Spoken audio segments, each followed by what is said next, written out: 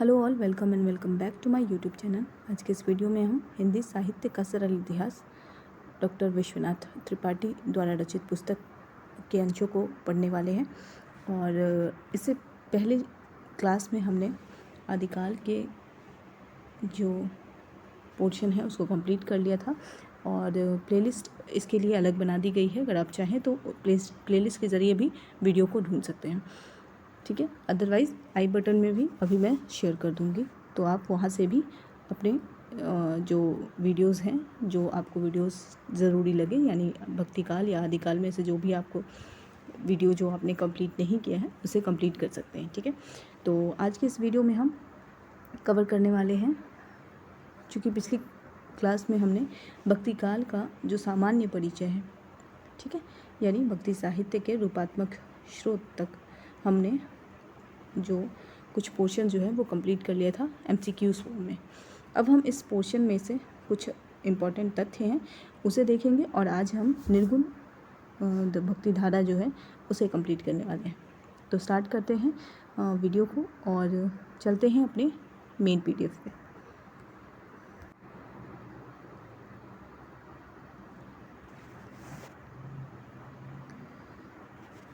तो ये है हमारा मेन पीडीएफ, ठीक है, जहाँ से हम प्रीवियस एमसीक्यूज़ कर चुके हैं, ठीक है। अभी जो तथ्य हैं, जो सामान्य जानकारी से संबंधित जो तथ्य हैं, हम उन्हें देख लेते हैं। भक्तिकाल की सामान्य जानकारी से संबंधित ये तथ्य दिखाई देते हैं, ठीक है। इसमें सबसे पहला जो है वह है नामदेव। संत नामदेव का जो जन्म है वह कब हुआ है? 1267 ईस्वी में। संत नामदेव 1267 ईस्वी में इनका जन्म हमें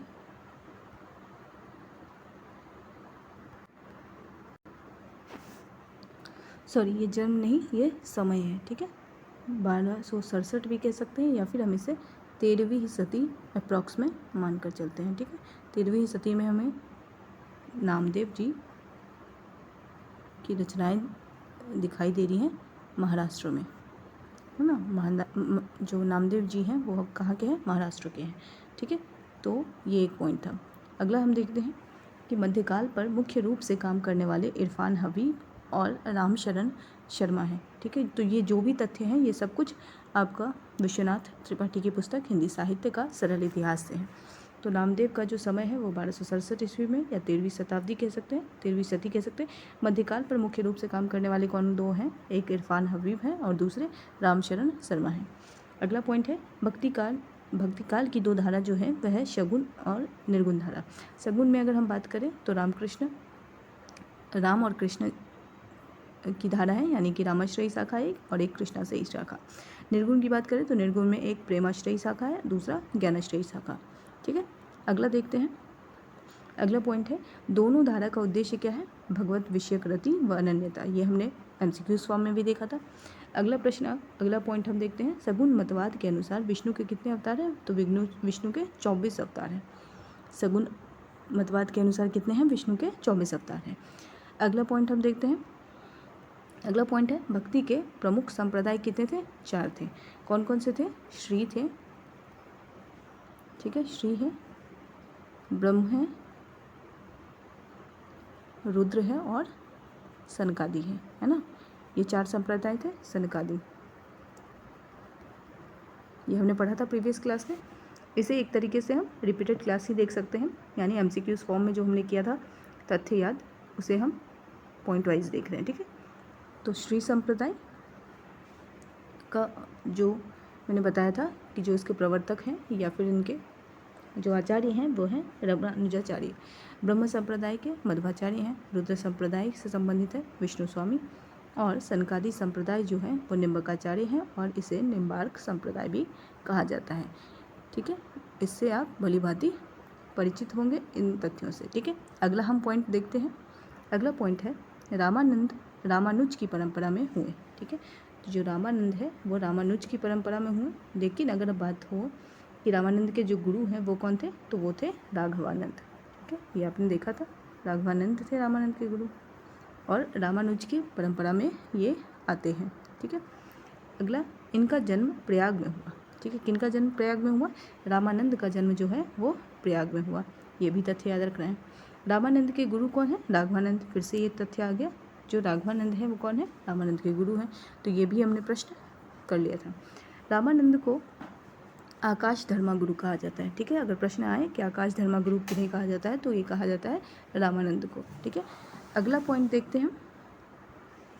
अगला पॉइंट है रामानंद के 12 शिष्य हैं। ठीक है, रामानंद के कितने शिष्य हैं? 12 शिष्य हैं। 12 शिष्यों के नाम हैं।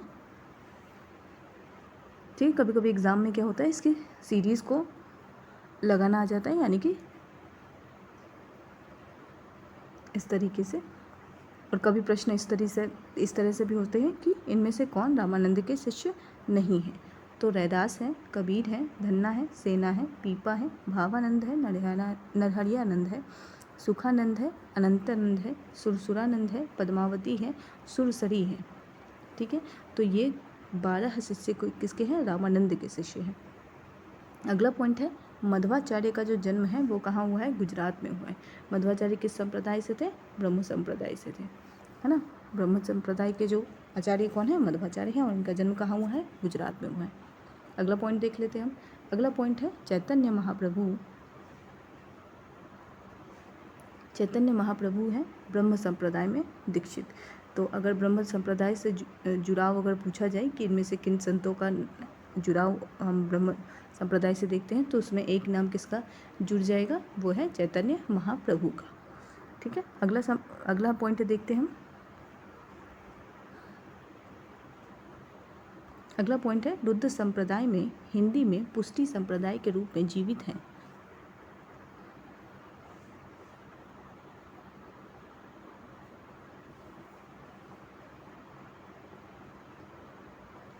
अगला पॉइंट है रुद्र संप्रदाय हिंदी में, ये जो रुद्र संप्रदाय है वो हिंदी में अब किस नाम से जाना जा रहा है? पुष्टि संप्रदाय के रूप में। ठीक है, ये जो रुद्र संप्रदाय है वो मुख्यतः हिंदी का संप्रदाय नहीं है, लेकिन अगर हम हिंदी में इसके मूल जो विचार थे उसको अगर हम देखना चाहें तो वो हम किस में देख सकते हैं? पुष्टि संप्रदाय में। और पुष्टि संप्रदाय को चलाने वाले जो आचार्य हैं, वो इनका प्रवर्तन करने वाले आचार्य कौन है? वल्लभाचार्य हैं। ये हमने प्रीवियस MCQs में भी देखा था। अगला हम देखते हैं। अगला है रामानंद राम की उपासना पर बल देते हैं। ठीक है, रामानंद राम की उपासना पर बल देते हैं, वल्लभाचार्य कृष्ण की उपासना पर बल देते हैं, ना। एक प्रश्न भी था, वल्लभाचार्य जो है वो किसकी उपासना करते हैं? तो वो सगुनिष्ठ में कृष्ण की उपासना करते हैं। अगला पॉइंट जो है वह है अष्टछाप के कवियों पर पुष्टि मार्गीय संप्रदाय का प्रभाव है। क्योंकि अष्टछाप जो कवि हैं उसका संकलन जो है वो विट्ठलनाथ और वल्लभानाथ के जो शिष्य हैं उनको मिलाकर किया गया है। तो यह निसंदेह रूप से कहा भी जा सकता है कि उन पर पुष्टि मार्गीय संप्रदाय का प्रभाव होगा, और उनके जो आराध्य होंगे वो कृष्ण होंगे। अगला पॉइंट हम देखते हैं। अगला है अष्टछाप के कवि कौन कौन है? कुंभनदास है, सूरदास है, परमानंद दास है, कृष्णदास है, गोविंद दास है, चित्तदास है और नंददास है। तो आप इसे कैसे याद कर सकते हैं? कुंभन, सूर, परम कृष्ण, गोविंद, चित्त, चतुर्भुज, नंद। ठीक है, चतुर्भुज नंद कैसे याद करेंगे? कुंभन, सूर, परम कृष्ण, कुंभन, सूर, परम कृष्ण, गोविंद, चित्त, चतुर्भुज, नंद। ठीक है, इस तरीके से अगर आप इसे एक सेंटेंस में फ्रेम कर देंगे तो ये आसानी से याद हो जाएगा। ठीक है, अगला हम पॉइंट देखते हैं। अगला पॉइंट है सनकादि संप्रदाय को राधा वल्लभ संप्रदाय से जोड़ा जाता है। सनकादि संप्रदाय कौन सा संप्रदाय है? वही निम्बार्क संप्रदाय, जिसमें जो आचार्य थे वो निम्बक आचार्य थे। उसे क्या किससे जोड़ा जा रहा है? राधा वल्लभ संप्रदाय से जोड़ा जा रहा है। अगला पॉइंट देखते हैं। अगला है राधा वल्लभ संप्रदाय के जो प्रवर्तक हैं वो कौन है? गोस्वामी हित हरिवंश। ये भी हमने MCQs फॉर्म में देखा था। ठीक है, तो इससे क्या हुआ है? ये रिपीट हो गया है। ठीक है, अगला है गोस्वामी हित हरिवंश। अब चूँकि जो हित हरिवंश हैं वो राधा वल्लभ संप्रदाय के हैं, तो इनका हम जन्म वर्ष भी देख लेते हैं। तो इनका जन्म वर्ष क्या है? 1502 में मथुरा के पास बांध गांव में हुआ था। ठीक है, तो जन्म वर्ष क्या है हित हरिवंश का? 1502, मथुरा बांध गांव। ठीक है, हित हरिवंश पहले माधवानुयायी थे। यहाँ माधवानुयायी मध्वाचार्य की बात हो रही है कि मध्वाचार्य जिस संप्रदाय में दीक्षित थे या जिन विचारों को का पालन करते थे, उन्हीं विचारों का पालन कौन करते थे? हितहरि वंश भी करते थे। तो ये पहले क्या थे? माधवानुयायी थे। ठीक है, अगला हम पॉइंट देखते हैं। सनकादि संप्रदाय में राधा की प्रधानता है। ये वही सनकादि संप्रदाय है जिसे हम निम्बार्क संप्रदाय के नाम से भी जाना जाता है। तो अगर कहा जाए कि निम्बार्क संप्रदाय में किसकी प्रधानता है, तो हम क्या कहेंगे कि राधा की प्रधानता है। चाहे निम्बार्क की बात हो, चाहे सनकादि संप्रदाय की बात हो, इन दोनों में किसकी प्रधानता है? राधा की प्रधानता है। अगला पॉइंट देखें तो सूफी इस्लाम मतानुयायी थे। जो सूफी संत थे वो क्या थे? इस्लाम मतानुयायी थे। अगला पॉइंट देखें हम तो अगला पॉइंट है सूफी साधना के अनुसार मनुष्य के 4 विभाग हैं। यह हमने प्रीवियस जो MCQs किया था उसमें प्रश्न में पूछा गया था कि कितने विभाग हैं, तो हमने उत्तर में किया था 4, लेकिन कौन कौन है ये हम नहीं जान पाए थे।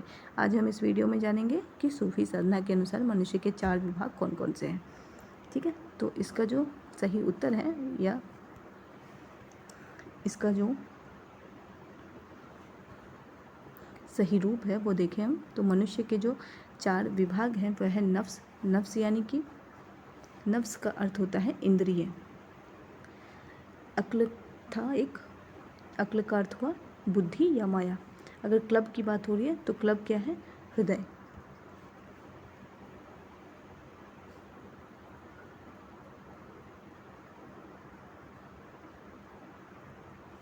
सॉरी, ये कल्ब है। कल्ब क्या है? हृदय। चौथा क्या है? रूह। रूह यानी आत्मा। तो सूफी साधना के अनुसार मनुष्य के 4 विभाग कौन कौन से हैं? नफ्स, अक्ल, कल्ब और रूह। नफ्स का अर्थ हुआ इंद्रिय, अक्ल का अर्थ हुआ बुद्धि या माया, कल्ब का अर्थ हुआ हृदय और रूह का अर्थ हुआ आत्मा। तो ये 4 जो सूफी साधना के अनुसार मनुष्य के 4 विभाग हैं। ठीक है, याद हो जाएगा। नफ्स को हम इंद्रिय से जोड़ेंगे, यानी जो नफ्स है वो हमारे शरीर से जुड़ा हुआ है तो हम इसे इंद्रिय से जोड़ देंगे। अक्ल यानी बुद्धि तो है ही। कल्ब मतलब अगर हम कल्ब को कैसे रिलेट कर सकते हैं तो इसे याद कर लीजिएगा कि ये हृदय पक्ष को का प्रतीक है। ठीक है, रूह की बात करें तो रूह आत्मा है। ठीक है, तो अभी जो अगर क्लिष्ट में बोला जाए याद करने के लिए जो डिफ़िकल्ट होगा वो आपका कल्ब यानी हृदय। ठीक है, बाकी याद तो आप कर लेंगे अगर 1-2 बार और इसी तरीके से इसे रिवाइज करें। अगला देखते हैं। अगला है सूफियों में राबिया महिला जो थी वो सादिका थी, है ना, ये हमने पढ़ा था। अगला पॉइंट है मुल्ला दाऊद 1967 में इनका समय है और ये प्रथम सूफी कवि हैं। हिंदी के प्रथम सूफी कवि कौन है? मुल्ला दाऊद। तो यह प्रश्न भी हमने किया था, लेकिन 1967 वाला जो प्रश्न है कि इनका जो समय है वो 1967 है, ये हम इस वीडियो में याद कर रहे हैं या कवर कर रहे हैं। ठीक है, अगला पॉइंट देखें। सूफी साधना 12वीं सदी में आई। तो सूफी साधना जो है वो साहित्य में, हिंदी साहित्य में जब हम इसका प्रवेश देखते हैं तो वो 12वीं सदी में इसका हम प्रवेश देखते हैं। सूफी साधना के 4 संप्रदाय हैं। ये भी जो संप्रदाय थे वो हमने MCQs फॉर्म में किया था, लेकिन वहाँ पे जो 3 ऑप्शन थे वो थे चिश्ती संप्रदाय, सोहरावर्दी, कादरी। नक्शबंदी जो था वो वहाँ नहीं था, तो अभी फ़िलहाल हम ऐड कर लेते हैं नक्शबंदी को भी। और ये क्या होगा? टोटल सूफी साधना के 4 संप्रदाय, चिश्ती, सोहरावर्दी, कादरी और नक्शबंदी। ठीक है, तो ये 4 हो गए हमारे सूफी साधना के 4 संप्रदाय। सूफी काव्य जो है वो पूरी तरीके से अवधी भाषा में रचा गया है। सूफी काव्य किससे रचा गया है? पूरी तरह अवधी भाषा में रचा गया है। अगला पॉइंट है नामदेव 13वीं सदी में महाराष्ट्र में मराठी भाषा में। ठीक है, तो नामदेव का जो समय था वो हमने कब याद नोट किया था? 1267 ईस्वी में। ठीक है, इसी तरीके से आपको भी चीज़ों को रिमेंबर करते जाना है, यानी कि पिछला जो भी हम पढ़ते जा रहे हैं वो हमें याद करते रहना है। ठीक है, तो 1967 में किसका है? मुल्ला दाऊद का है। ठीक है, इसके बाद हम देखते हैं गुरु नानक जिनका समय है वह 15वीं शताब्दी, ये पंजाब में हुए और ये पहले सिख संप्रदाय यानी सिख संप्रदाय के पहले गुरु थे। और इनका जो काव्य है वो ब्रजभाषा और पंजाबी दोनों में मिलता है। ठीक है, तो इन्हें किसी संप्रदाय विशेष से जोड़ा नहीं जा सकता, ये एक पॉइंट भी हमने पढ़ा था। 15वीं शती पंजाब में हुआ था इनका जन्म, और नामदेव जो है वो 13वीं शती में महाराष्ट्र में हुए थे। अगला देखते हैं। अगला है स्वामी हरिदास। स्वामी हरिदास जो हैं वो क्या है, एक संगीतकार भी हैं और भक्त भी हैं। तो हरिदास का जब नाम लिया जाएगा, अगर पूछा जाएगा कि ये कौन से काल के कवि हैं, भक्ति काल, रीति काल, आदिकाल या आधुनिक काल, तो स्वामी हरिदास किसके हैं, ये भक्ति काल के कवि हैं। ये एक भक्त कवि हैं और संगीतकार भी हैं। ठीक है, तो इनका जो समय है वो भक्ति काल का समय है। अगला हम पॉइंट देखते हैं। अगला पॉइंट जो है वह एक कथन है, और चूँकि यह कथन विश्वनाथ त्रिपाठी की पुस्तक में दिया हुआ था, और यह इम्पॉर्टेंट इस दृष्टि से भी हो जाता है क्योंकि इसमें जो है रामविलास शर्मा के अनुसार जो एक कथन है वह दिया गया है। ठीक है, तो जो भी ऐसे रचनाकार हैं, यानी कि जो भी ऐसे इतिहासकार या आलोचक हैं जो हम अदर हैं, यानी जैसे अगर विश्वनाथ त्रिपाठी की पुस्तक है और इसमें अगर हम रामचंद्र शुक्ल के कथनों को देख रहे हैं तो वो इम्पॉर्टेंट हो जाता है। तो आप इस दृष्टि से भी चीज़ों को अंडरलाइन करेंगे कि रामविलास शर्मा का जो ये कथन है वो किस पुस्तक में है, हिंदी साहित्य के सरल इतिहास से, और विश्वनाथ त्रिपाठी के इस पुस्तक में उन्होंने उनके इस कथन को महत्व दिया है। ठीक है, तो चूँकि विश्वनाथ त्रिपाठी ने अगर उनके कथनों को कोट किया है तो यह कथन अपने आप में भी महत्वपूर्ण हो जाता है। ठीक है, तो इस दृष्टि से भी हम इस पर विचार करेंगे। तो पढ़ते हैं हम सबसे पहले इस कथन को। तो यह कथन है, 15वीं शती, 16वीं शती और 17वीं शती में यहाँ व्यापार की बड़ी बड़ी मंडियाँ कायम होती हैं। 2500 नगर व्यापार और सांस्कृतिक आदान प्रदान के केंद्र बनकर उठ खड़े होते हैं। लोहे और कपास का सामान काफ़ी बड़े पैमाने पर तैयार किया जाता है। सैकड़ों वर्ष के बाद सामाजिक जीवन की धुरी गांव से घूमकर नगर की ओर जाती है। इस समय सामाजिक जीवन की बागडोर सामंतों के साथ साथ व्यापारियों के हाथ में आ जाती है। सिक्कों का प्रचलन बढ़ जाता है। समाचार भेजने के लिए हड़कारों की व्यवस्था होती है। आज की भाषा में कहें तो एक प्रकार की दूर संचार व्यवस्था कायम होती है। इससे मध्य देश की भाषा के प्रसारित होने की स्थिति तैयार होती है। भक्ति साहित्य अखिल भारतीय है, किंतु उत्तर भारत के भक्ति साहित्य की विशेषता यह है कि इसमें मुसलमान भी शामिल हुए। ठीक है, तो प्रश्न जो हमने किया था पिछली बार कि उत्तर भारत का जो भक्ति साहित्य है वो दक्षिण भारत के भक्ति साहित्य से किस प्रकार भिन्न है, तो उसमें हमने यह देखा था कि जो मुस्लिम जो रचनाकार हैं वो हमें अधिक मात्रा में दिखाई देते हैं कहाँ, उत्तर भारत के भक्ति साहित्य में। तो इस दृष्टि से वो भिन्न हो जाते हैं। तो ये कोटेशन और ये जो तथ्य है वो कौन सामने लाते हैं, रामविलास शर्मा सामने लाते हैं। ठीक है, और इस दृष्टि से यह कथन जो है वो महत्वपूर्ण हो जाता है। मुसलमान भी शामिल हैं। दक्षिण भारत के भक्ति साहित्य में जायसी, रहीम, रसखान जैसे मुसलमान रचनाकारों का नाम सुनाई नहीं पड़ता है ना, वहाँ तो है नहीं दक्षिण भारत में ये, तो ये किस में है, उत्तर भारत में है जायसी, रहीम, रसखान। संभवतः भक्ति कवियों की इतनी अधिक संख्या केवल हिंदी में है। ठीक है, तो यह जो कथन है वो महत्वपूर्ण है, किसकी दृष्टि से, विश्वनाथ त्रिपाठी की दृष्टि से महत्वपूर्ण है। इसलिए उन्होंने रामविलास शर्मा के इस कथन को क्या किया है, भक्ति काल के अंदर या भक्ति काल की इस चैप्टर में क्या किया है, इंक्लूड किया है। अगला देखते हैं। अगला है ब्रजभाषा भक्ति काव्य का पर्याय बन गई थी, है ना, क्योंकि पहला एक प्रश्न हम लोगों ने किया था पिछली वीडियो में कि भक्ति काल में सबसे अधिक जिस भाषा का प्रभाव रहा है या प्रमुख जो भाषा का प्रभाव रहा है वो है ब्रजभाषा, और दूसरी भाषा कौन सी थी, अवधी, है ना। तो ब्रजभाषा भक्ति का पर्याय बन गई थी। बंगाल, असम में ब्रजभाषा प्रभावित बांग्ला और असमिया को ब्रजबुली कहते थे। ठीक है, तो एक प्रश्न ये भी बन सकता है कि ब्रजबुली किसे कहते हैं, तो ब्रजबुली बंगाल, असम में ब्रजभाषा प्रभावित, है ना, ब्रजभाषा प्रभावित बांग्ला और असमिया को कहते हैं। ब्रजभाषा प्रभावित बांग्ला और असमिया को क्या कहते हैं, ब्रजबुली कहते हैं। अगला प्रश्न देखते हैं। अगला है मतलब अगला पॉइंट जो है वो भक्ति काल की दो भाषाएं कौन कौन सी है, ब्रजभाषा और अवधी है। प्राकृत पेंगलम के जो छंद हैं वह भी क्या है, अवधी में है। ठीक है, अगला पॉइंट देखते हैं। अगला है राहुल संकृत्यायन पमचरियों की भाषा में कुंजी के शब्दों को अवधि कहते हैं। पमचरियों की भाषा में कुंजी के शब्दों को क्या कहते हैं? वो अवधि कहते हैं। कौन कहते हैं? राहुल संकृत्यायन कहते हैं। ठीक है, तो ये एक इम्पॉर्टेंट तथ्य हो गया। अगला देखते हैं। अवधि कवि के दोहे चौपाई निबद्ध करवक शैली की रचना है।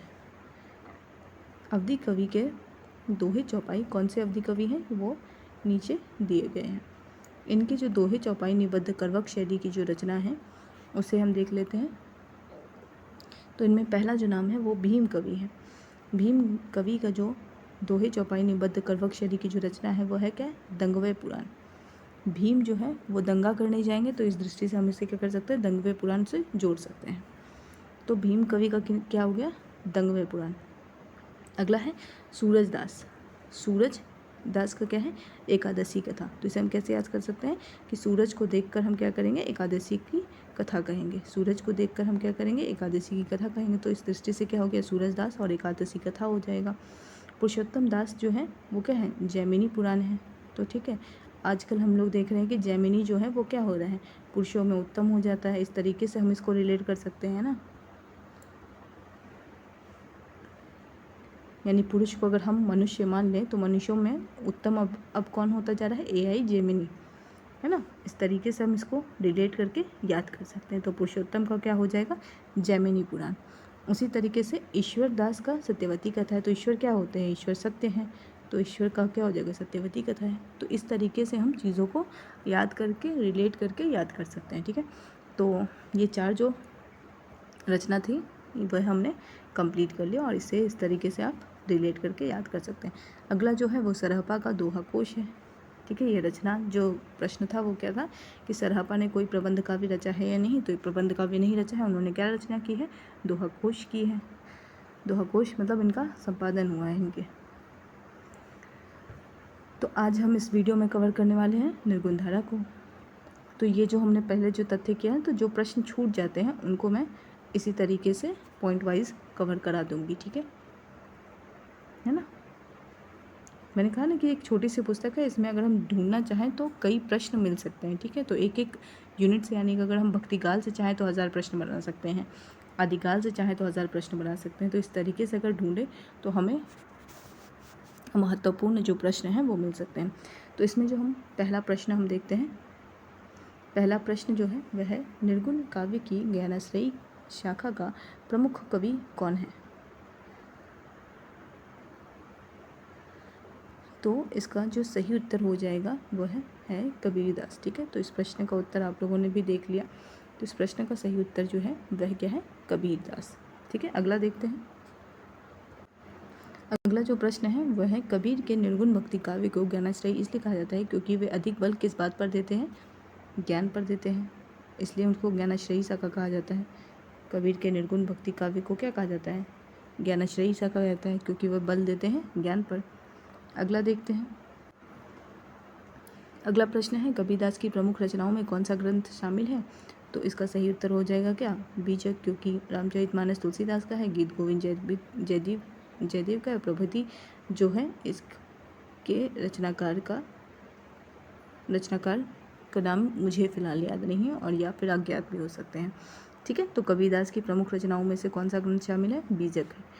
अगला प्रश्न देखते हैं। अगला जो प्रश्न है कबीर का जन्म वर्ष कौन सा माना जाता है? तो इसका सही उत्तर हो जाएगा 1398।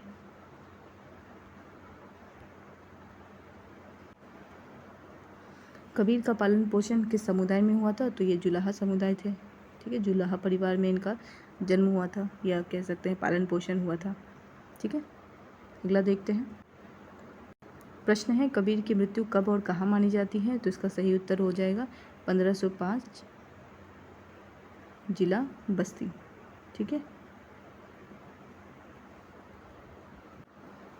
सॉरी, इस प्रश्न का जो सही उत्तर है वो 1518, मगहर बस्ती। ठीक है, जिला बस्ती में, और 1518 है। ठीक है, तो आपको समय याद रखना है, जो मगहर है वो बस्ती जिला का ही एक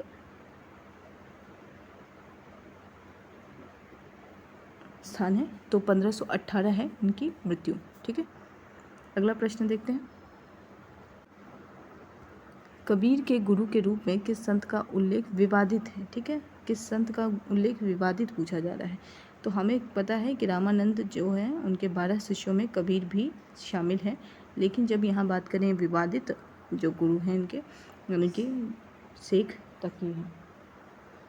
ठीक है, तो शेख तकी जो हैं, इनसे जब कबीर का संबंध जोड़ा जाता है तो यह जो है वो पूरी तरीके से तथ्यपरक नहीं है। ठीक है, तो अगला देखते हैं, कबीर की रचनाओं के किस रूप को साखी कहा जाता है? तो साखी मतलब क्या होता है? साक्षी, है ना, इस बात के लिए मैं साक्षी हूँ। तो साक्षी क्या हुआ? देखा हुआ अनुभव, यानी कोई चीज़ आपके सामने घटित हुई हो तो देखा हुआ अनुभव। तो यह इसका सही उत्तर हो गया। अगला देखते हैं, अगला है, निर्गुण काव्य की प्रेमाश्रयी शाखा का हिंदी काव्य में कौन सा रूप है? तो यह कौन है? प्रेमाश्रयी शाखा सूफी कवि है ना। निर्गुण काव्य की प्रेमाश्रयी शाखा को हम क्या कहते हैं? सूफी काव्य कहते हैं। अगला देखते हैं, कबीर की रचनाओं में जो प्रमुख विषय है वह कौन सा है? वह मूर्ति पूजा बिल्कुल नहीं, सामाजिक बंधन बिल्कुल नहीं, राजनीतिक वर्णन नहीं, ज्ञान और एकरूपता को हम देखते हैं कबीर की रचनाओं में प्रमुख रूप से। अगला प्रश्न है, कबीर की जाति के बारे में आचार्य हजारी प्रसाद द्विवेदी का क्या दृष्टिकोण है? तो इसका सही उत्तर क्या हो जाएगा कि कबीर को जुलाहा जाति में जन्मा माना गया है और वे धार्मिक दृष्टि से हिंदू थे, है ना, यही तो माना गया है। तो इसका सही उत्तर हो जाएगा दूसरा। अगला प्रश्न है, कबीर की कविता में निम्नलिखित में से कौन से तत्व पाए जाते हैं? तो अगर हम देखें तो वेदांत का अद्वैत भी है, नाथपंथ की साधनात्मक रहस्य भावना भी है, इस्लाम का एकेश्वरवाद भी है। तो इस तरीके से अगर हम देखें तो यह तीनों जो आंसर हैं वो सही हैं। तो इसका सही उत्तर हो जाएगा उपर्युक्त सभी। अगला प्रश्न है, कबीर के काव्य संग्रह बीजक में कौन कौन से भाव शामिल हैं? तो इसमें रमैणी भी है, सबद भी है, साखी है। तो साखी क्या है? दोहों का संकलन है। सबद क्या है? पद है। रमैनी में क्या है? चौपाई है। ठीक है, तो साखी, सबद, रमैनी। ठीक है, अगला देखते हैं, कबीर की भाषा शैली के संदर्भ में सही क्या है? वे संस्कृत लिखते थे? नहीं, उन्होंने केवल फारसी भाषा में लिखा। नहीं, उन्होंने जनजन की बोली और स्थानीय शब्दों का प्रयोग किया। तो यह भाषा शैली के संदर्भ में सही है। अगला देखते हैं, आचार्य हजारी प्रसाद द्विवेदी के अनुसार कबीर का जन्म किस प्रकार के समाज में हुआ था? तो ये जुलाहा समाज में थे और जो धर्मांतरण के बाद क्या बन गए थे? मुसलमान हो गए थे। लेकिन पहले वो क्या थे? हिंदू थे। अगला प्रश्न है, कबीर की वाणी में किस भाव को प्रमुख रखा गया है? तो इसमें अहिंसा है, वैष्णव प्रतिवाद भी है, अंतः साधना के पारिभाषिक शब्द भी हैं। तो इन तीनों तथ्यों को जो है, इन तीनों विषयों को कबीर के रचनाओं में देखा जा सकता है। तो इस प्रश्न का सही उत्तर क्या हो जाएगा? उपरोक्त सभी। कबीर का गुरु कौन माना जाता है ना, यानी रामानंद जी माने जाते हैं या फिर शेख तकी? तो इसका सही उत्तर हो जाएगा दोनों, ए और बी दोनों संभव है। ठीक है, तो इस प्रश्न का सही उत्तर हो जाएगा डी। हालांकि इनके विषय में पूरी तरीके से स्पष्ट नहीं किया जा सकता या प्रामाणिक रूप से नहीं कहा जा सकता, लेकिन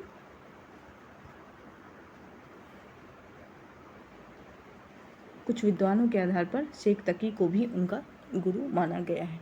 ठीक है, आधार पुष्ट नहीं है। अगला देखते हैं, कभी साधारण जन या हरिजन को संबोधित करते समय कौन से शब्द प्रयोग में लाते हैं? तो वो कहते हैं भाई या साधु, है ना, साधु देखो जग बोराना। अगला प्रश्न है, कबीर की उलट बासियाँ किस भाषा या परंपरा से प्रेरित हैं? तो यह सिद्धों की संध्या भाषा से प्रेरित है उलट बासियाँ। अगला देखते हैं,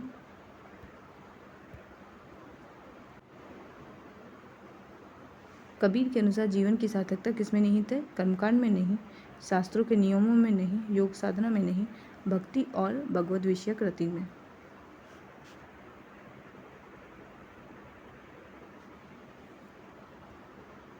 अगला प्रश्न है, कबीर अपने भगवान राम को किस रूप में देखते हैं? साकार देवता के रूप में नहीं, निराकार निर्गुण रूप में बिल्कुल सही, केवल पौराणिक रूप में नहीं, मूर्ति के रूप में तो बिल्कुल नहीं। तो इस प्रश्न का सही उत्तर हो जाएगा निराकार और निर्गुण रूप में। अगला प्रश्न है, कबीर अपने अनुभव और बुद्धि को किसके मुकाबले ज़्यादा महत्व देते हैं? तो इस प्रश्न का सही उत्तर होगा शास्त्र। कबीर अपने अनुभव और बुद्धि को किसके मुकाबले ज़्यादा महत्व देते हैं? शास्त्र के मुकाबले अनुभव और बुद्धि को इसके मुकाबले ज़्यादा महत्व देते हैं। अगला देखते हैं, कबीर की कौन सी विशेषता उनके व्यंग और दो टूकपन में मुख्य कारण है। तो जो इसका सही उत्तर है, भक्ति और जो प्रेम है, यह जो है उनके व्यंग और दो टूकपन में मुख्य कारण है। कबीर अपने युग के किन किन बुराइयों को चुनौती देते हैं। मिथ्याचार और कर्मकांड को, अमानवीयता और हिंसा को, परपीड़ा को। तो उपरोक्त सभी को ये क्या करते हैं, चुनौती देते हैं, और ये तत्कालीन जो उनकी युगीन जो समस्या थी उनको वह चुनौती देते हैं। ठीक है, तो ये तीनों जो हैं वो सही उत्तर हो जाएंगे। तो इसका सही आंसर डी है, उपरोक्त सभी। अगला देखते हैं, अगला प्रश्न है, कबीर की जो उलटवासियाँ हैं वो किसे धक्का देती है। तो वह वर्णाश्रम व्यवस्था पर प्रहार करती है और उसे धक्का देती है। ठीक है, अगला प्रश्न देखते हैं, कबीर के अनुसार साधनाओं का मुख्य उद्देश्य क्या होना चाहिए। भक्ति और प्रेम होना चाहिए। कोई भी साधना जो है वो भक्ति और प्रेम की प्राप्ति के लिए उसका उद्देश्य होना चाहिए। अगला देखते हैं, अगला जो है वो 3 पंक्तियां हैं, यानी पहली ये, दूसरी ये, तीसरी है। पहली पंक्ति जो है वो पांडे कौन कुमति तो ही लागी, कसरे मुल्ला बांग निवाजा। तो ये जो पंक्ति है वह किसकी है, कबीर की पंक्ति है। ठीक है, तो यह भी किससे है, विश्वनाथ त्रिपाठी की पुस्तक से हमने इस पंक्ति को निकाला है और इसे हाईलाइट हम लोग करते हैं यहाँ, और हम इसे याद रखेंगे कबीर की पंक्ति के रूप में। ठीक है, तो कबीर की यह पंक्ति क्या है, पांडे कौन कुमति तो ही लागी, कसरे मुल्ला बांग निवाजा। ठीक है, ये जो पंक्ति थी वह कबीर की थी। दूसरी, हरिजननी में बालक तोरा। तो ये तो आसान सी पंक्ति है और यह कबीर की प्रसिद्ध पंक्तियों में से एक है। ठीक है, हरिजननी में बालक तोरा। दूसरा है, जो दूसरा पॉइंट है, चलन चलन सब लोग कहते हैं, ना जानो बैकुंठ कहाँ है, या ना जाने तेरा साहब कैसा है। तो यह जो पंक्ति है यह भी किसकी है, कबीर की पंक्ति है। तो ये तीनों जो पंक्ति थी वह इम्पॉर्टेंट है और इसके रचयिता जो हैं वो कौन है, कबीर है। ठीक है, अगला हम प्रश्न देखते हैं। अगला प्रश्न है, कबीर की कौन सी विशेषता काल को सर्वग्रासी रूप में देखने से संबंधित है। परंपरा पर अंधविश्वास नहीं, काल का तीव्र बोध हो सकता है, सामाजिक भेदभाव बिल्कुल नहीं, और आर्थिक असमानता ये नहीं है। विशेषता जो कबीर की जो विशेषता है वह काल का तीव्र बोध हो गया है उन्हें, है ना, कि जो सामाजिक जो परिस्थितियां हैं उससे क्या कुछ समाज की जो विकास की जो दिशा है वो कैसे कैसे परिवर्तित हो सकती है, इसका जो बोध है वो कबीर को बहुत पहले हो गया था। और इस रूप में हम देखते हैं कि कबीर की समस्त रचनाओं में फिर उन विसंगतियों को उधेरा गया है और उन पर प्रहार किया गया है। अगला प्रश्न है, कबीर के कविताओं में निम्नलिखित में से कौन सा तत्व अंतर साधनात्मक रहस्यवादी पक्ष को दर्शाता है। तो जैसे अंतर साधनात्मक जो रहस्यवादी पक्ष है वो कहाँ से आया है, सिद्धों और नाथों से आया है ना। वो हम देखते हैं कि सिद्धों और नाथों का जो प्रभाव है वो भी कबीर पे हमें दिखाई पड़ता है। तो ये जो नाद, बिंदु, कुंडलिनी, षटचक्र भेदन आदि जो पारिभाषिक शब्दावली है इसका जब कबीर इस्तेमाल करते हैं तो इससे किसका पता चलता है, अंतः साधनात्मक रहस्यवादी पक्ष को दर्शाता है ये विषय। ठीक है, तो इस दृष्टि से क्या हो जाएगा, इसका उत्तर बी हो जाएगा। अगला प्रश्न देखते हैं। अगला प्रश्न है, कबीर जीवन के किस पहलू में अद्भुत क्षमता रखते थे। सामाजिक सुधार में तो रखते ही थे, द्वंद्वात्मक पक्ष को जो समझना है यह महत्वपूर्ण हो जाता है। यानी ठीक है, जब द्वंद्व की स्थिति हो ऐसे स्थिति में मनुष्य क्या करे या क्या नहीं करे, क्या उचित मार्ग वो चयन करे, इस दृष्टि से कबीर की जो रचनाएं हैं वो महत्वपूर्ण है। अर्थशास्त्र नहीं, ऐतिहासिक घटना का विश्लेषण भी नहीं। तो द्वंद्वात्मक पक्ष को समझना जो है वो इनके जीवन के पहलू में सबसे अद्भुत क्षमता रखती है। अगला, कबीर के अनुसार लोग जीवन के किस पक्ष को देखने में असफल रहते हैं। ठीक है, तो अगर कबीर की दृष्टि के अनुसार अगर देखें तो जीवन के श्वेत और श्याम पक्ष, ठीक है, ये श्वेत पक्ष है और ये श्याम पक्ष है, इन दोनों ही पक्षों को देखने में व्यक्ति क्या है, असमर्थ है, असफल है। तो इस दृष्टि से इनका सही उत्तर क्या हो जाएगा, केवल जीवन के दोनों पक्षों को सही रूप से नहीं देख पाते हैं, यानी व्यक्ति क्या होते हैं कि जीवन के दोनों पक्ष को नहीं देख पा रहे, ना श्वेत पक्ष को ही ढंग से देख पा रहे हैं और ना ही श्याम पक्ष को ढंग से देख रहे। द्वंद्व की स्थिति जो है वो परस्पर बन। कबीर के इस पद में कुशल कुशल ही पूछते कुशल रहा ना कोई का अर्थ क्या है? तो इसका सही अर्थ क्या हो जाएगा? कोई सच में स्वस्थ नहीं है। ठीक है, यानी कि सब एक दूसरे की कुशलता को पूछ रहे हैं, लेकिन असल मायने में कोई भी स्वस्थ या कुशल नहीं है। तो इस दृष्टि से इसका उत्तर क्या हो जाएगा? दूसरा। अगला देखते हैं, कबीर ने आकाश और धरती को किस रूप में प्रस्तुत किया है? तो कबीर की दृष्टि से अगर हम देखें तो, और उनकी रचनाओं में भी ये जो पक्ष हैं वो दिखाई पड़ता है, तो चक्की के 2 पार्ट मानते हैं, आकाश और धरती को। तो इस दृष्टि से इसका सही उत्तर हो जाएगा तीसरा, चक्की के 2 पार्ट। अगला प्रश्न देखते हैं, कबीर के भावधारा के अनुसार जीवन क्या है? जीवन जीवित रहने और मृत्यु को निरंतर बढ़ने की प्रक्रिया है। ठीक है, तो यह तो सत्य बात है कि अगर देखा जाए तो जीवन असल में इसी का पर्याय है। अगला देखते हैं, अगला प्रश्न है, कबीर अपने अलंकार योजना में किनके व्यवसायों का उपयोग करते हैं? तो इस प्रश्न का सही उत्तर हो जाएगा अवर्ण जातियों के व्यवसाय, जैसे जुलाहा, माली, कुम्हार आदि के जो व्यवसाय हैं इनको क्या करते हैं? वो प्रयोग में लाते हैं। ठीक है, अगला प्रश्न देखते हैं,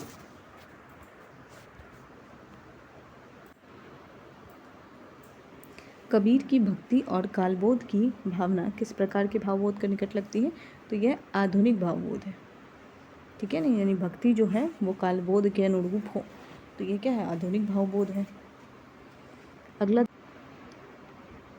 कबीर ने निम्नलिखित में से किस माध्यम से सुखानुभूति का चित्रण किया है?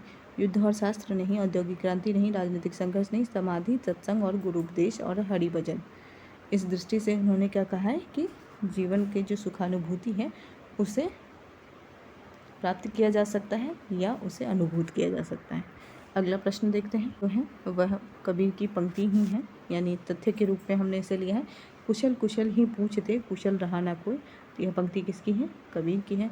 जरा मुई न भय मुआ कुशल कहाँ ते हो।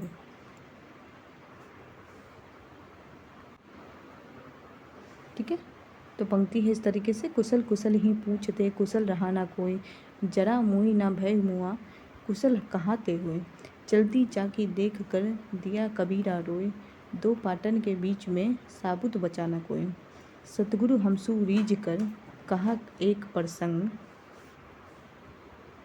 प्रेम का भीज गया सब अंग। तो ये जो पंक्ति थी वो किसकी है?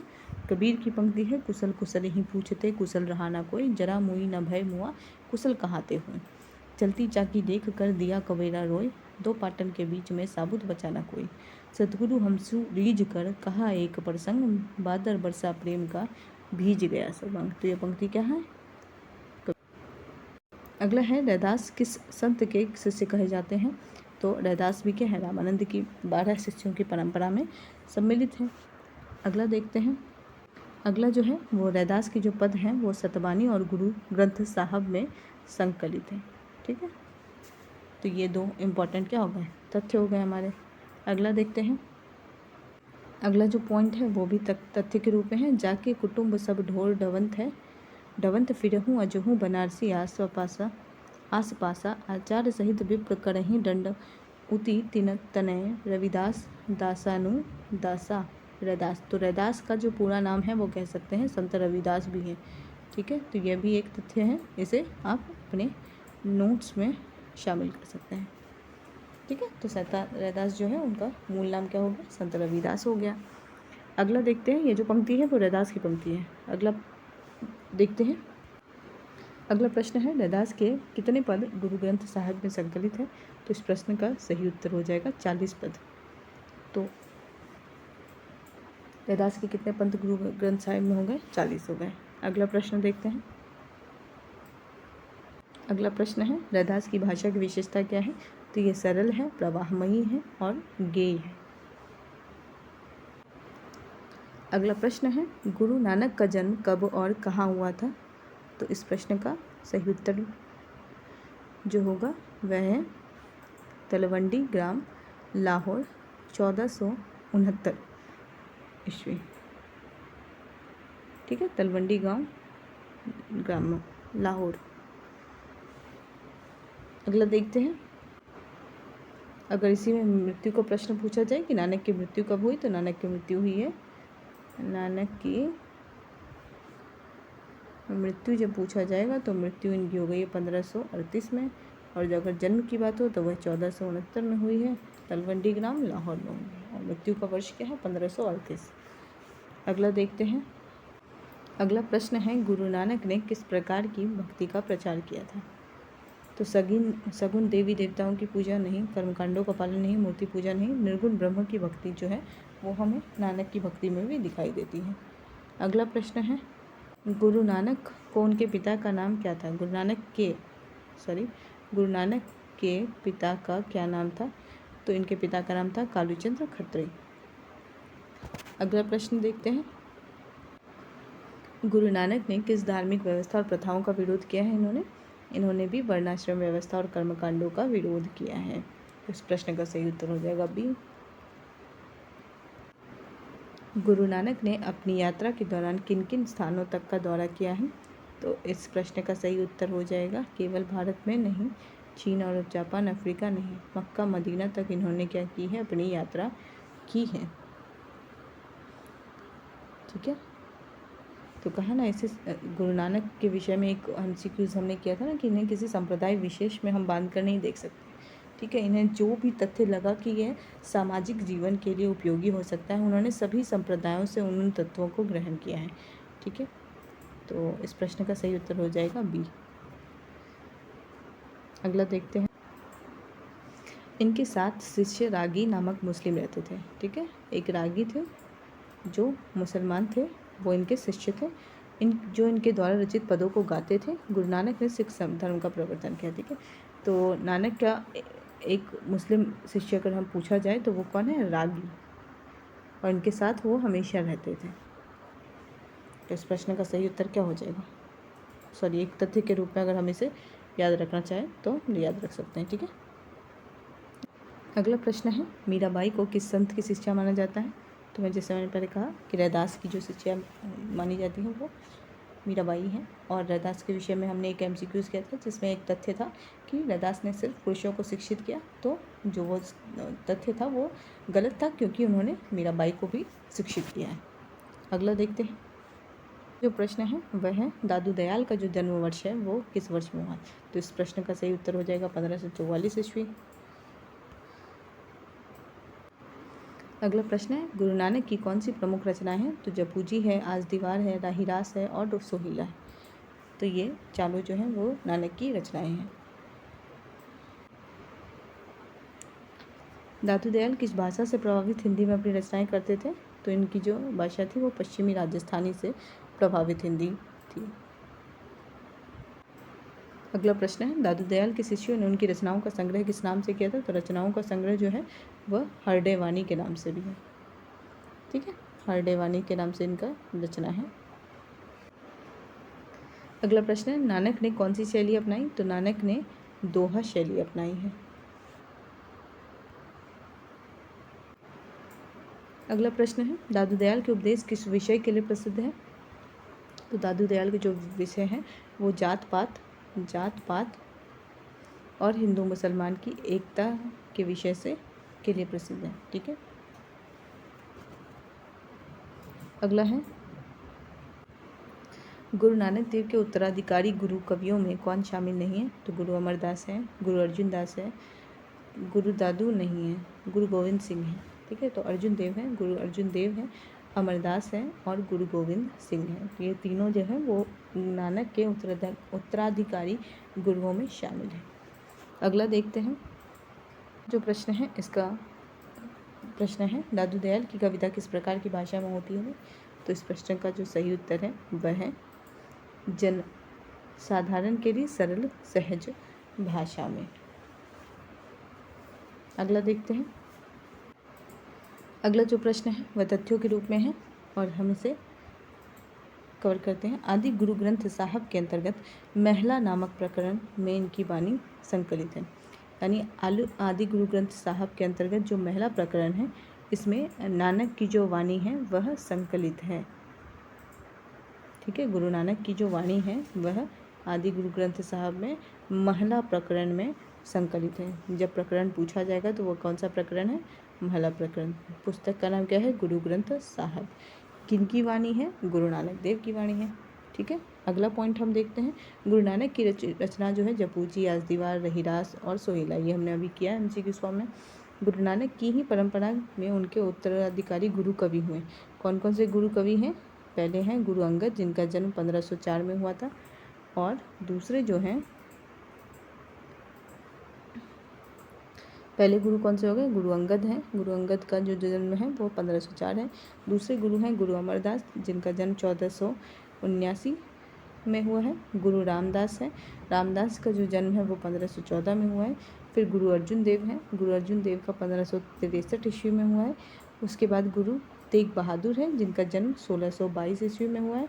इसके बाद 10वें गुरु गोविंद सिंह जी हैं, जिनका जन्म जो है वह हुआ है 1664 में। ठीक है। तो इम्पॉर्टेंट जो है वो, अगर जन्म वर्ष ना भी याद रहे तो अंगद देव हैं, अमरदास हैं, रामदास हैं, अर्जुन देव हैं, तेग बहादुर है और गुरु गोविंद सिंह है। तो इन गुरुओं का जो नाम है वो आपको याद हो। दादू को गुजराती ब्राह्मण कहते थे, कुछ लोग इन्हें मोची या धुनिया भी कहते थे। ठीक है। दादू को क्या कहते थे? मोची या धुनिया कहते थे, और जो इनके गुजराती ब्राह्मण थे ये। अगला जो पॉइंट है वो है, प्रोफेसर चंद्रिका प्रसाद त्रिपाठी और क्षिति मोहन सेन के अनुसार दादू मुसलमान थे। किनके अनुसार? चंद्रिका प्रसाद त्रिपाठी और क्षितिज मोहन सेन के अनुसार दादू मुसलमान थे। उनका नाम दाऊद था। तो दादू का नाम दाऊद कौन बता रहे हैं? चंद्रिका प्रसाद और क्षितिज मोहन। कहते हैं दादू बालक के रूप में साबरमती नदी में बहते हुए लोदी राम नामक नागर ब्राह्मण को मिले थे। ठीक है। लोदी राम नामक नागर ब्राह्मण को मिल गए थे साबरमती नदी में डूबने से। कौन? दादू दयाल। ठीक है। लेकिन चंद्रिका और क्षितिज मोहन क्या मानते हैं कि वो मुसलमान थे और उनका नाम क्या था? दाऊद था। पंडित रामचंद्र शुक्ल का विचार है कि उनकी वाणी में कबीर का नाम बहुत जगह आया है। इसमें कोई संदेह नहीं कि वे उन्हीं के मतानुयायी थे। अब दादू के जो रचना है उनमें कबीर का नाम बहुत जगह आया है। इस दृष्टि से देखा जाए तो वह उन्हीं के मत के अनुयायी थे। भराने नामक स्थान पर इन्होंने शरीर छोड़ा 1603 में। किन की बात हो रही है यहाँ पे? दादू दयाल की बात हो रही है ना। तो दादू दयाल ने कहा छोड़ा स्थान? अपना शरीर भराने नामक स्थान पर। अगला जो पॉइंट है वो क्या है कि जो दादू हैं, दादू की रचनाओं का संग्रह उनके दो शिष्य संतदास और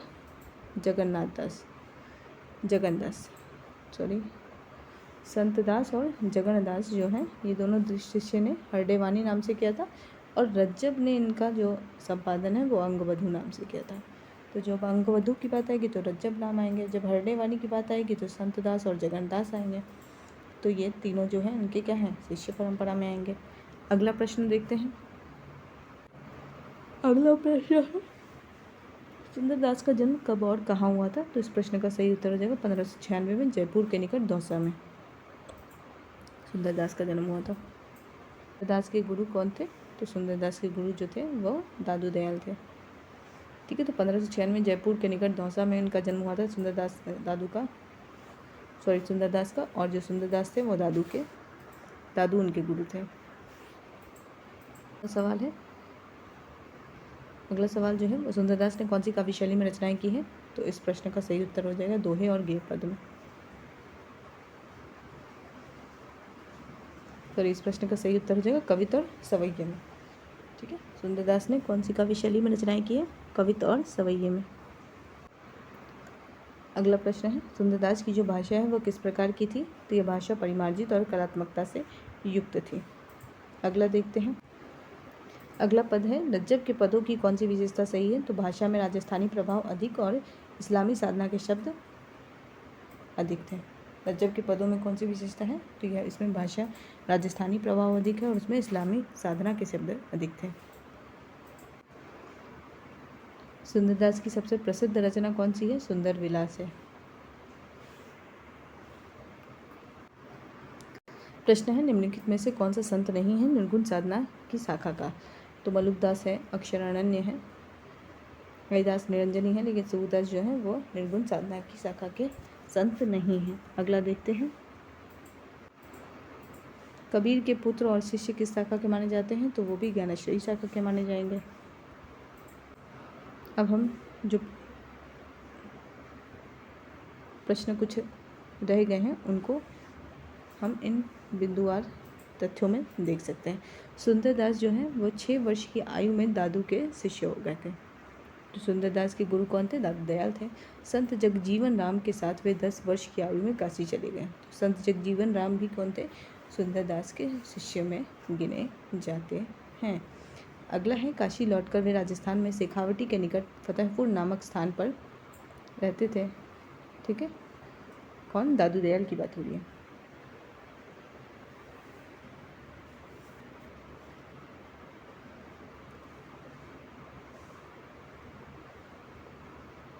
जी नहीं, यहाँ पे सुंदरदास की बात हो रही है। ठीक है, दादू किसी से हो गए। काशी लौटकर वे राजस्थान के शेखावटी निकट फतेहपुर नामक स्थान पर गए सुंदरदास। वे फारसी भी बहुत अच्छा जानते थे। यहाँ पर भी सुंदरदास की बात हो रही है। सुंदरदास का देहांत सांगामेर में 89 में हुआ था। 1689 में हुआ। ठीक है, अगला है, रज्जब जो है उनका जो वो समय है वो 17वीं सदी है और ये दादू के शिष्य थे, है ना। इन्होंने अंगवधु के नाम से इनका जो रचना है वो रचनाओं का संग्रह किया है। ये भी राजस्थान के थे, रज्जब भी। पंडित हजारी प्रसाद द्विवेदी कुछ रज्जब के विषय में कहते हैं और वो कह रहे हैं कि रज्जब दास निश्चय ही दादू के शिष्यों में सबसे अधिक कवित्व लेकर उत्पन्न हुए थे। उनकी कविताएं भावोपन्न, साफ और सहज हैं। भाषा पर राजस्थानी प्रभाव अधिक है और इस्लामी साधना के शब्द भी अपेक्षाकृत अधिक हैं। तो हजारी प्रसाद द्विवेदी का यह मत था और चूँकि यह विश्वनाथ त्रिपाठी की पुस्तक में हजारी प्रसाद द्विवेदी के कथनों को लिया गया है या शामिल किया गया है, तो इस दृष्टि से यह कथन क्या हो जाएगा? महत्वपूर्ण हो जाएगा। के शब्द अपेक्षाकृत अधिक हैं रज्जब के विषय में। ये कौन कह रहे हैं? हजारी प्रसाद द्विवेदी कह रहे हैं। अगला देखते हैं, निर्गुण संतों की ज्ञानाश्रयी शाखा के अन्य प्रसिद्ध संत कौन कौन से हैं? मलुकदास हैं, अक्षर अनन्य हैं, जम्भनाथ हैं, सिंगाजी हैं, हरिदास निरंजनी हैं। तो ये सब भी कौन है? निर्गुण शाखा के संत कवि हैं। अगला है, कबीर के जो शिष्य हैं धर्मदास, उनका जो समय है वह है 16वीं सदी। ठीक है, अगला देखते हैं हम। अगला है, सूफी काव्यधारा में प्रेम कथाएं किस प्रकार की होती थी? प्रतीकात्मक और दोहरे अर्थ वाली होती थी प्रेम कथाएं। अगला पॉइंट है, कौन सी कवि की रचना चंदायन सूफी काव्य परंपरा का प्रारंभिक उदाहरण है? तो इसका सही उत्तर हो जाएगा मुल्ला दाऊद।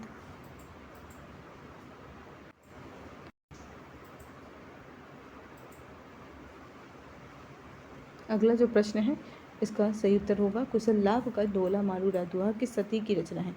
कुशल लाभ का जो रचना है डोला मारू रात दुहा के जो कवि हैं वो कौन है? रचनाकार जो है वो कुशल लाभ है और ये जो रचना है वो 16वीं सदी की रचना मानी जाती है। सूफी काव्य के अलावा निम्नलिखित में से किस प्रकार की प्रेमाख्यान परंपरा भी चली? तो यह शुद्ध लौकिक प्रेम कथा थी सूफी काव्य के अलावा। अगला प्रश्न है, निम्न में से कौन सी कथा दिल्ली के सुल्तान फिरोज शाह के पुत्र की प्रेम कथा पर आधारित है? तो इस प्रश्न का सही उत्तर इसका सही उत्तर है कुतुब शतक। निम्न में से कौन सी कथा दिल्ली के सुल्तान फिरोज शाह के पुत्र की प्रेम कथा पर आधारित है? तो कुतुब शतक। अगला प्रश्न है, मृगावती और मधुमालती जो है वह किस शैली की? मृगावती है ये, मृगावती वह किस शैली से संबंधित है? तो यह शुद्ध लौकिक प्रेम काव्य है, मृगावती और मधुमालती। अगला देखते हैं, प्रश्न है, सूफी काव्य में प्रेम कथाओं की दोहरी अर्थ की विशेषता किस कारण होती है? कथा प्रतीकात्मक होती है, उसमें प्रस्तुत और अप्रस्तुत दोनों अर्थ होते हैं। इस दृष्टि से जो दोहरी अर्थ की विशेषता उत्पन्न होती है। अगला देखते हैं, अगला तथ्य है, कालिदास ने मेघदूत के उदयन कथा कोविद को उदयन की कहानी कहने में पटुजनों का उल्लेख किया है। ठीक है, इसका जो सही उत्तर होगा, पहले तो हम ये देख लेते हैं, कालिदास ने मेघदूत की रचना की और इस मेघदूत की रचना में उन्होंने उदयन कथा कोविद, ठीक है, यह एक प्रसंग है, उदयन कथा कोविद, उदयन की कहानी कहने में पटु जनों का उल्लेख किया है। ठीक है, उदयन कथा कोविद जन का उल्लेख किया है। तो वो कौन से जन होते हैं? जो उदयन की कहानी कहने में पटु होते हैं। तो इसका उल्लेख किसने किया है? कालिदास ने किया। और किस रचना में किया है? मेघदूत में किया है। अगला जो प्रश्न है या पॉइंट हम देखें तो वो है 16वीं सदी के बनारसी दास ने अर्धकथानक में लिखा है कि वे मधुमालती मृगावत पढ़ते थे। ये सूफी नहीं शुद्ध लौकिक प्रेम काव्य थे। अभी हमने पढ़ा ना कि जो मृगावती और मधुमालती हैं वो क्या है? सूफी शुद्ध लौकिक प्रेम काव्य। तो वो किसकी दृष्टि के अनुसार? बनारसी दास के अनुसार। ये बनारसी दास कौन है? अर्धकथानक की रचयिता करने वाले बनारसी दास हैं। अगला हम पॉइंट देखें तो अगला पॉइंट है जैन मतावलंबी रचनाकारों ने आदिकाल में भविष्यत कहा जैसी रचना की है। तो भविष्यत कहा की जो यह रचना है वह किसने की है? धनपाल ने की है। ठीक है, ये कौन थे? एक जैन मतावलंबी कवि हैं। ठीक है, जैन कवि हैं। अगला हम देखते हैं ढोला मारू रादुहा, जिसमें ढोला और मारवाड़ी की प्रेम कथा चित्रित है, जिसे प्रेमाख्यान भी कहते हैं। ढोला मारू रादुहा अभी हमने पढ़ा कि यह कुशल लाभ की रचना है। कुशल लाभ की रचना है, या कल्लोल भी कहीं कहीं मिलता है, कल्लोल। ठीक है, तो इनमें से जो भी होगी वह रचना क्या हो जाएगी? रचना होगी ढोला मारू रादुहा। तो इसमें क्या है? ढोला और मारवाड़ी की प्रेम कथा वर्णित है। अगला है कुशल लाभ की ही दूसरी रचना माधवानल कामकंदला है। माधवानल कामकंदला जो है यह कुशल लाभ की रचना है। ठीक है, अगला जो पॉइंट है वो है माधवानल कामकंदला की प्रेम कथा पर 1547 में आलम ने भी काव्य रचना की है। तो माधवानल कामकंदला जो है वह कुशल लाभ की भी रचना है और आलम की भी रचना है। ठीक है, यह दो रचनाकारों की रचना है। जब समय पूछा जाएगा 1500 के पार यानी कि 1500 के आसपास, तो हम किसका नाम डालेंगे? आलम का नाम डालेंगे। ठीक है, उससे पूर्व का अगर समय होगा तो फिर हम नाम किसका डालेंगे? कुशल लाभ का नाम डालेंगे। ठीक है, तो दोनों को याद रखना है कि दोनों की ही यह रचना है माधवानल कामकंदला। अगला जो प्रश्न है वह जो पॉइंट है वह है दिल्ली के सुल्तान फिरोज शाह के पुत्र कुतुबुद्दीन और साहिबा की प्रेम कथा पर कुतुब शतक की रचना की है। किसी अज्ञान कवि ने की है कुतुब शतक की रचना, लेकिन किस पे की है? फिरोज शाह, दिल्ली के सुल्तान जो फिरोज शाह हैं उनके पुत्र कुतुबुद्दीन और उनकी प्रेमिका जो साहिबा थी, उनके आधार पर कुतुब शतक की रचना की गई है। चांदायन जो है वह 1379 का रचनाकाल है। ठीक है, अगला प्रश्न है मलिक मोहम्मद जायसी का जन्म कब हुआ था? वह पहला 1397 से 1494 के बीच में क्या हुआ था? मलिक मोहम्मद जायसी का जन्म हुआ था। 1397 से 1494 के बीच में मलिक मोहम्मद जायसी का जन्म हुआ था। अगला देखते हैं, प्रश्न है मलिक मोहम्मद जायसी की प्रमुख रचना कौन सी है? तो चंदायन ऑप्शन है, चंदायन नहीं होगा। पद्मावत है, तो पद्मावत ही इसका सही उत्तर होगा। अगला प्रश्न है मलिक मोहम्मद जायसी की भाषा किसे माना जाता है? तो इसका सही उत्तर क्या हो जाएगा? अवधी। पद्मावत की रचना किस वर्ष के आसपास मानी गई थी? तो इसका सही उत्तर हो जाएगा, प्रश्न का सही उत्तर हो जाएगा, यानी पद्मावत का जो रचना वर्ष है वह कौन सा है? पद्मावत का 1520। पद्मावत का जो रचना वर्ष है वह 1520 के आसपास है, 1520 के आसपास है। अगला प्रश्न है मलिक मोहम्मद जायसी की पद्मावत का मुख्य विषय क्या है? तो इसका जो मुख्य विषय है वह है पीड़ा और वीरता, यह इसका सही उत्तर हो जाएगा। अगला प्रश्न है मलिक मोहम्मद जायसी का निवास स्थान क्या था? तो इस प्रश्न का सही उत्तर हो जाएगा, इस प्रश्न का सही उत्तर है जायस, जो रायबरेली जिला के आसपास था। ठीक है, पद्मावत का यह क्या हो जाएगा? स्थान हो जाएगा। अगला प्रश्न देखते हैं, अगला है मलिक जायसी का अखरावट ग्रंथ किस विषय पर आधारित है? तो अखरावट जो है वर्णमाला के अक्षरों के सैद्धांतिक विवेचन पर आधारित है। तो इस प्रश्न का सही उत्तर हो जाएगा पहला। प्रश्न है मलिक मोहम्मद जायसी की मृत्यु कब हुई थी? तो इसका सही उत्तर होगा 1542 ईस्वी। ठीक है। अगला प्रश्न है मुल्ला दाऊद की जो रचना चंदायन है वो किस भाषा में, तो वह अवधी भाषा में है।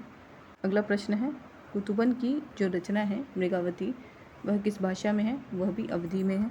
ठीक है, तो प्रश्न यहाँ पे है कुतुबन की रचना जो मृगावती है वो भाषा क्या है, अवधी है। अगला जो है वो पॉइंट है, हम इन पॉइंट्स को देख लेते हैं। बरिस 7 से होई 81 तिन्ह जाह कभी सर से उभासी। तो यह किसकी पंक्ति है, मुल्ला दाऊद की पंक्ति है। बरिस 7 से होई 81। ठीक है, 7 बरस से कितने हो गए, 81 हो गए। तिन्ह जाह कभी सर से उभासी, मुल्ला दाऊद की यह रचना है। मुल्ला दाऊद रायबरेली जिले के डलमऊ के थे। तो ये रायबरेली जिले के डलमऊ के थे। अगला है चंदायन पूर्व भारत में प्रचलित लोरिक और उसकी पत्नी मैना। चंदायन जो है वो मुख्य रूप से पूर्व भारत में प्रचलित लोरिक और उसकी पत्नी मैना, उसकी विवाहिता प्रेमिका चंदा। ठीक है, चंदा, मैना और लोरिक, इन तीनों का नाम किस में आया है, चंदायन में आया है, कि प्रेम कथा पर आधारित है। कुतुबन ने मृगावती की रचना 909 हिजरी अर्थात 1503 से 4 ईस्वी में की थी। ठीक है। अगला जो है ये सोहरावर्दी पंथ के ज्ञात होते हैं। कौन, कुतुबन। कुतुबन जो है वो सोहरावर्दी पंथ के ज्ञात होते हैं, है ना। 4 संप्रदाय थे ना सूफी साधना में, कादरी था, सूफी था, सोहरावर्दी था, चिश्ती था और नक्शबंदी था। ठीक है, तो उनमें से सोहरावर्दी जो है वो इससे संबंधित कौन है, कुतुबन है। पंडित रामचंद्र शुक्ल के अनुसार ये जौनपुर के बादशाह हुसैन शाह के आश्रित थे। कौन, कुतुबन की बात हो रही है। मृगावत में नायक मृगी रूपी नायिका पर मोहित हो जाता है और उसकी खोज में निकल पड़ता है। अंत में शिकार खेलते समय सिंह के द्वारा मारा जाता है। तो मृगावत नायक जो है वो मृगी नायिका पर मोहित हो जाता है। अगला है जायसी जो है ये अमेठी के निकट जायस के रहने वाले थे। अगला है अग्रावट में देवनागरी वर्णमाला के एक अक्षर को लेकर सिद्धांतिक बातें कही गई हैं। आखिरी कलाम जो है वो उसमें कयामत की वर्णन है, कयामत का वर्णन है। और यह आखिरी कलाम जो रचना है यह भी जायसी की है। इसकी रचना 1520 के आसपास की थी। कुछ लोग 27 को 47 पढ़कर इसका रचनाकार 1547 मान रहे हैं। किसकी, आखिरी कलाम की रचना का समय। अगला देखते हैं। अगला प्रश्न है पद्मावत की रचना किसके द्वारा की गई है, तो यह जो है वह जायसी के द्वारा की गई। अलाउद्दीन यहाँ पे गलत आ गया। ठीक है, जायसी के द्वारा की गई है। अगला प्रश्न, पद्मावत की कथा मुख्यतः किसकी प्रेम कहानी पर आधारित है, तो यह रत्नसेन और पद्मिनी के प्रेम कहानी पर आधारित है। अगला प्रश्न है पद्मावत में अलाउद्दीन खिलजी ने किस स्थान पर आक्रमण किया, तो यह चित्तौड़ पर आक्रमण किया था। अगला प्रश्न है रत्नसेन ने पद्मिनी की खोज में कौन सी भूमिका अपनाई थी, तो वह योगी बन चुका था। तो इस प्रश्न का सही उत्तर हो गया दूसरा। अगला प्रश्न है पद्मावत में पद्मिनी के रूप की प्रशंसा किसने की थी, तो वह राघव चेतन पंडित ने की थी। अगला प्रश्न है पद्मावत में रत्नसेन को पकड़कर दिल्ली ले जाने का कारण क्या था, तो इसका सही उत्तर होगा छल वितंडा द्वारा पकड़ना। ठीक है, अगला देखते हैं। पद्मावत के अंत में पद्मिनी और नागमती ने क्या किया, तो वो सती हो गई। अगला देखते हैं। अगला प्रश्न है पद्मावत की काव्यानुभूति काव्य भूमिका का विषय मुख्य विषय क्या है।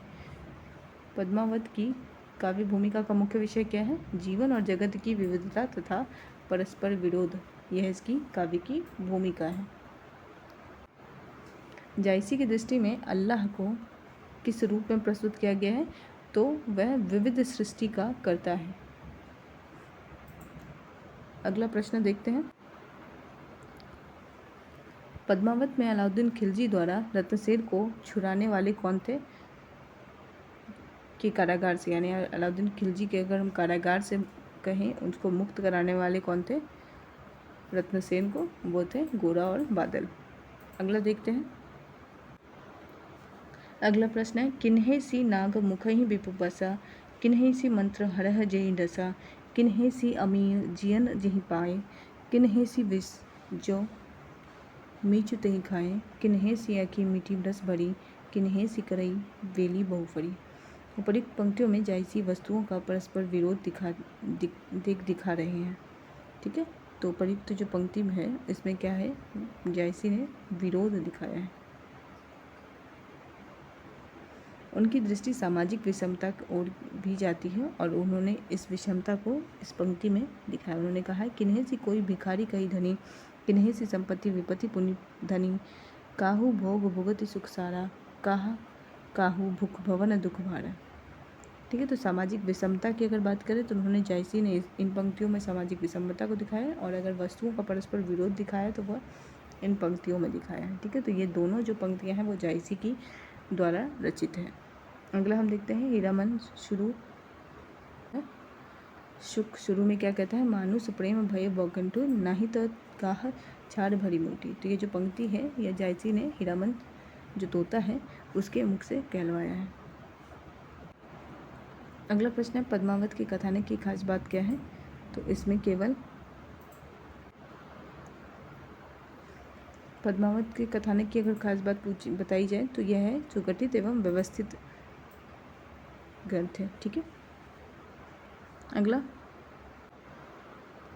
पद्मावत में नगर वर्णन, षड्ऋतु वर्णन, 12 मास आदि किस रूप में दिखाए गए हैं। तो यह केवल कल्पना और करुणा के सहारे मार्मिक रूप में दिखाए गए हैं। ठीक है, कल्पना और करुणा के सहारे मार्मिक रूप में दिखाए गए हैं। 12 मास वर्णन हो या षड्ऋतु वर्णन हो या नगर वर्णन हो। पद्मावत के नक्सिक वर्णन की विशेषता क्या है कि यह एक रहस्य और करुणा के लोक में ले जाने वाला वर्णन है। ठीक है, एक रहस्य और करुणा के लोक में ले जाने वाला वर्णन है पद्मावत का नक्सिक वर्णन। प्रश्न है नागमती के विरह वर्णन की मार्मिकता का आधार क्या है। यह मध्यकालीन भारतीय नारी की व्यवस्था है इसमें। अगला प्रश्न है पद्मावत में नागमती को किस रूप में प्रस्तुत किया गया है। तो इसमें नागमती जो है वो सामान्य वर्ग की नारी के रूप में चित्रित है। अगला प्रश्न है पद्मावत का काव्य लेखन किस प्रकार का है। तो यह केवल अलौकिक रूपकों से भरा हुआ है।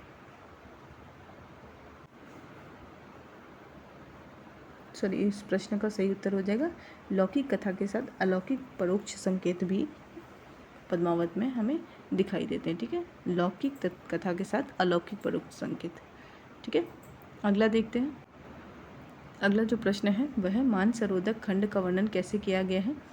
तो पद्मिनी का जो लोकोत्तर सौंदर्य का आभास जो है वो हमें इस खंड में दिखाई देता है। तो इसका सही उत्तर हो जाएगा सी। अगला देखते हैं, पॉइंट वाइज ही है। छाड़ उठा लीन ही एक मुट्ठी। अगला पॉइंट है छाह उठाए लीन ही एक मुट्ठी, दीन ही उड़ाई प्रथमी जूटी। तो यह पंक्ति किनकी है, जायसी की है। कवि ने कौशल से यह मार्मिक व्यंजना की है जो पद्मिनी रत्नसेन के लिए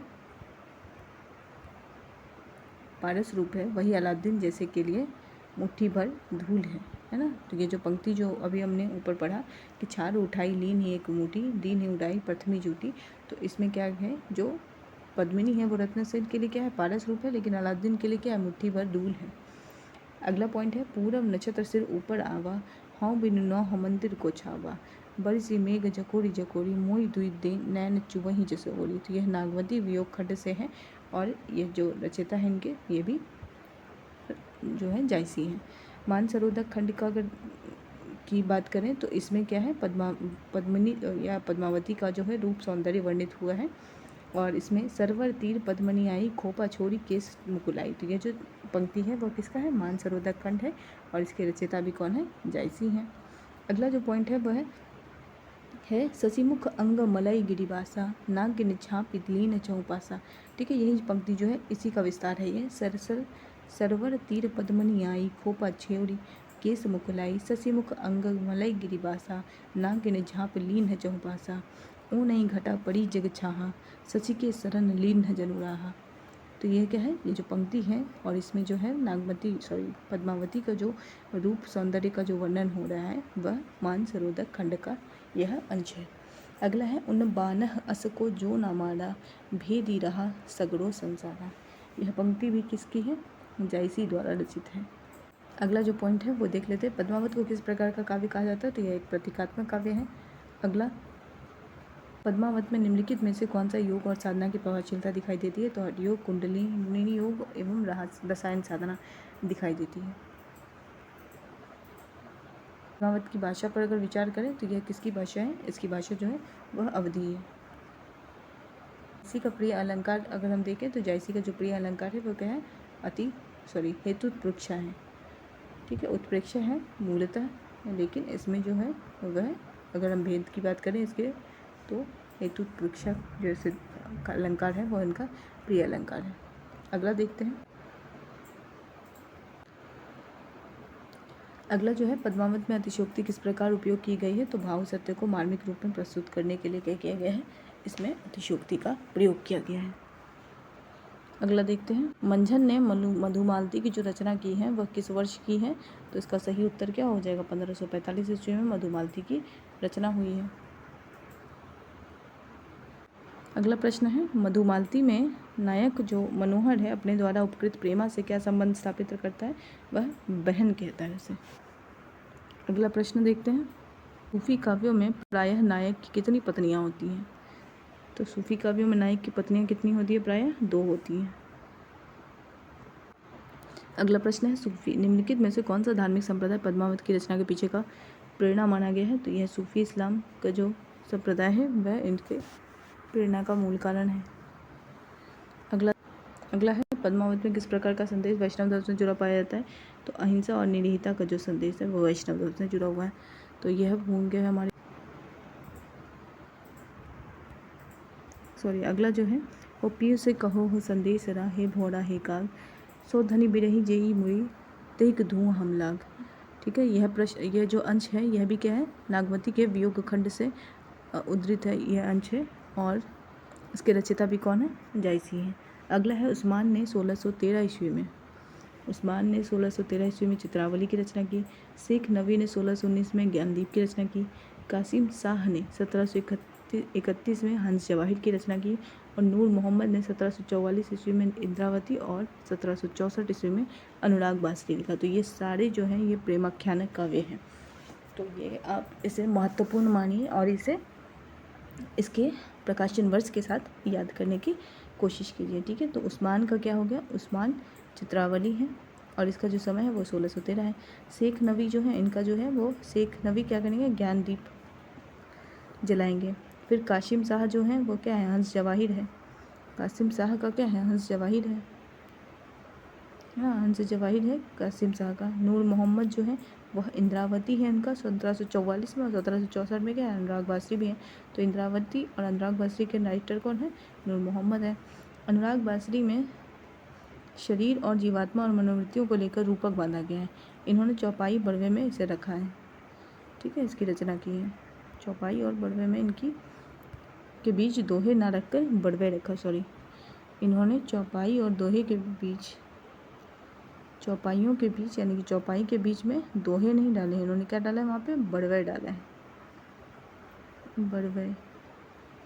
ठीक है, तो ये था हमारा निर्गुण भक्ति धारा, और इसके बाद एक वीडियो भक्ति काल की सगुण भक्ति धारा पे होगी, और हमारा भक्ति काल सरल इतिहास यानी हिंदी साहित्य के सरल इतिहास, आज विश्वनाथ त्रिपाठी जी की जो है पुस्तक है, आचार्य विश्वनाथ त्रिपाठी जी की जो पुस्तक है, उससे हम भक्ति काल को जो है वो कवर कर लेंगे। ठीक है, तो उम्मीद करते हैं कि आपको ये जो जानकारी है वो काम की लग रही होगी, और वीडियो को यहीं पे एंड करते हैं। वीडियो को एंड तक देखने के लिए थैंक यू सो मच, और अगर वीडियोस पसंद आ रहे हैं तो चैनल को सब्सक्राइब कीजिए, वीडियो को शेयर कीजिए, लाइक कीजिए।